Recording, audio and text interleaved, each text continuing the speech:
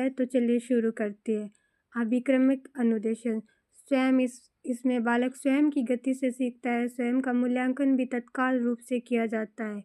रेखीय अभिक्रमिक अनुदेशन। इसके प्रवर्तक B.F. स्किनर है। विषय वस्तु को छोटे छोटे भागों में बांटकर प्रत्येक भाग का या पद का अध्ययन किया जाता है। सांख्यिकीय अभिक्रमिक अनुदेशन। प्रवर्तक है नॉर्मन ए. क्राउडर। विषय वस्तु को छोटे छोटे भागों में न बांट करके संपूर्ण विषय वस्तु का एक प्रत्येक के रूप में पढ़ाया जाता है या अध्ययन किया जाता है। अवरोह अभिक्रमिक अनुदेशन। इसके प्रवर्तक है थॉमसन ए. गिलबर्ट। इसमें अंतिम क्रिया को पहले व प्रथम क्रिया को अंतिम रूप में पढ़ाया जाता है। मस्तिष्क उद्वेलन विधि। इस विधि में विद्यार्थियों के समूह को सामूहिक रूप से एक समस्या दे दी जाती है तथा उन्हें समस्या के बारे में विचार विमर्श करने के लिए कहा जाता है। विचार विमर्श के दौरान जो भी विचार उनके मस्तिष्क में आते हैं उन्हें स्वतंत्र रूप से व्यक्त करने के लिए कहा जाता है। इस समूह के द्वारा ही समस्या का विश्लेषण, संश्लेषण तथा मूल्यांकन किया जाता है।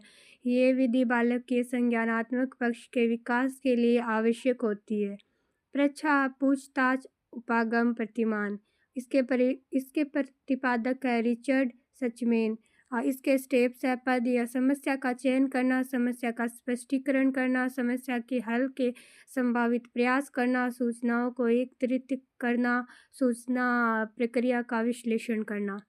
दल शिक्षण में निदान व उपचार के साथ साथ होते हैं। दल शिक्षण में क्या है कि निदान व उपचार साथ साथ होते हैं। इस तकनीक के अंतर्गत विद्यार्थी पूछ कर अपनी समस्याओं का समाधान करते हैं। ये विधि विद्यार्थी में सर्वाधिक जिज्ञासा उत्पन्न करती है। ये एक व्यवहारिक तकनीकी है, छोटे बालकों व मंद बुद्धि बालकों हेतु कम उपयोगी है। ये तो थी पूछताछ, प्रतिमान। अब है दल शिक्षण।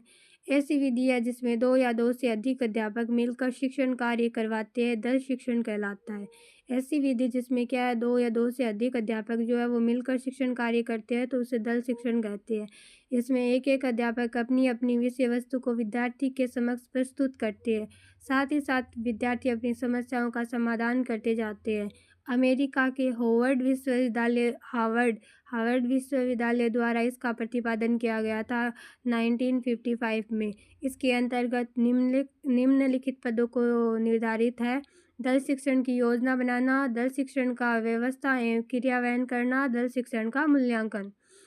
नोट ये है कि ये एक ऐसी तकनीक है जिसमें विद्यार्थी अध्यापकों से प्रश्न पूछ कर अपना मूल्यांकन करवा सकते हैं या फिर अध्यापक प्रश्न पूछ कर विद्यार्थियों का मूल्यांकन कर सकते हैं। इसके बाद है पैनल चर्चा। इस तकनीक के अंतर्गत 2 या 2 से अधिक अध्यापक विद्यार्थियों के समक्ष सबसे पहले परस्पर चर्चा करते हैं। विद्यार्थी श्रोता की भांति शांतिपूर्वक उनकी चर्चा को सुनते हैं। जब चर्चा संपूर्ण हो जाती है तो विद्यार्थी अपनी समस्याओं का समाधान कर सकते हैं।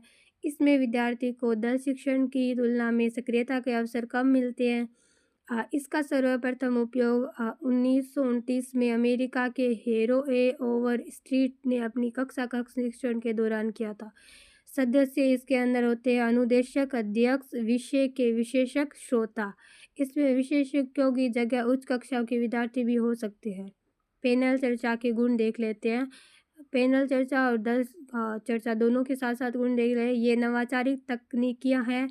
इसमें विद्यार्थियों को खुली चर्चा करने के अवसर मिलते हैं। इनमें विद्यार्थियों को एक साथ एक से अधिक विषय के विशेषज्ञों का लाभ मिलता है। विद्यार्थियों की व्यक्तिगत विविधताओं को ध्यान में रखकर शिक्षण कराया जाता है। इसमें विद्यार्थियों में संप्रेषण कौशल का विकास होता है। इसमें विद्यार्थियों को तात्कालिक समस्याओं का अध्ययन यानी निदान कर समाधान यानी उपचार किया जाता है। इसमें विद्यार्थियों में लोकतांत्रिक मूल्यों की स्थापना होती है। इसके द्वारा विद्यार्थियों में आत्मनिर्भरता, आत्मविश्वास, समन्वय करने की क्षमता, सहयोग प्रवृत्ति इत्यादि गुणों का विकास होता है। इसमें विद्यार्थियों को अपने अपने विचारों को स्पष्ट करने एवं दूसरों के विचारों को सुनने एवं समझने का पर्याप्त अवसर मिलते हैं। इनमें विद्यार्थियों की आकांक्षाओं, आवश्यकताओं एवं अध्ययन आदतों का ध्यान में रखकर शिक्षण कराया जाता है। दोष लेते हैं। दल एवं पैनल शिक्षा दोनों के दोष है साथ साथ में कि अध्यापकों का इसके प्रति परस्परवादी एवं रूढ़िवादी दृष्टिकोण है।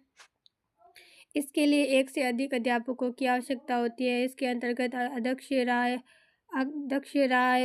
पक्षपातपूर्ण होने से इसके सकारात्मक परिणाम नहीं आ पाते। इसमें कई बार कुछ विषय के विशेषज्ञ अपने एकाधिकार स्थापित कर लेते हैं, जिससे उनके ही विचार सामने आ पाते हैं। इसके लिए पर्याप्त संसाधनों की आवश्यकता होती है। इनमें अनुशासनहीनता की संभावना लगातार बनी रहती है। ये भारतीय परिस्थितियों के अनुरूप नहीं है। ये शर्मीले एवं संकुचित दृष्टिकोण के बालकों के लिए कम उपयोगी है।